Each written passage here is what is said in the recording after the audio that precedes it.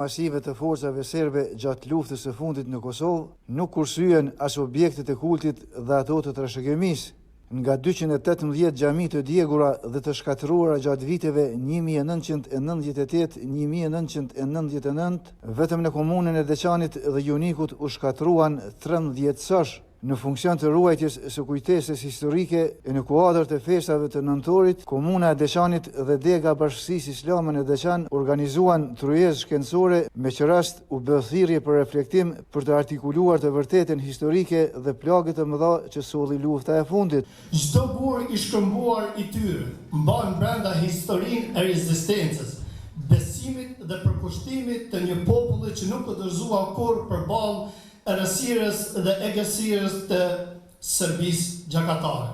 Fati jonë i keq ka qenë që jemi përballë me një shtet që ka qenë okupator në vend, që nuk e ka vlerësuar njeriu, që nuk e ka vlerësuar nënën, që nuk e ka vlerësuar fëmijën.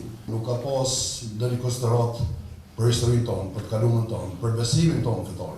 Ku janë rënuar e shkatruar në mënyrë sistematike nga armiku, xhami, kulla, mejtepe, gur mbivaror të gjyshëves të gjyshvetar, për shkatruar me to dhe kujtesën tonë kolektive, e për të kthyer shpirtin e popullit tonë, rezistues gjendeve të vlerë. Por nuk i arritën atij qëllimi asnjëherë dhe nuk do t'i arrijnë dot as në të ardhmen. Nuk ishte thjesht dëmtimi pronës fetare, por pjesë e një strategjie të mirëfillt të pastrimit kulturor dhe kombëtar, e cila synonte dobësimin e identitetit dhe kohezionit të komunitetit shqiptar në Kosovë. Megjithatë, procesi i rindërtimit pas luftës dëshmoi se identiteti kulturor është më i fortë se dhuna fizike dhe se kujtesa kolektive ringrihet mbi rënojën.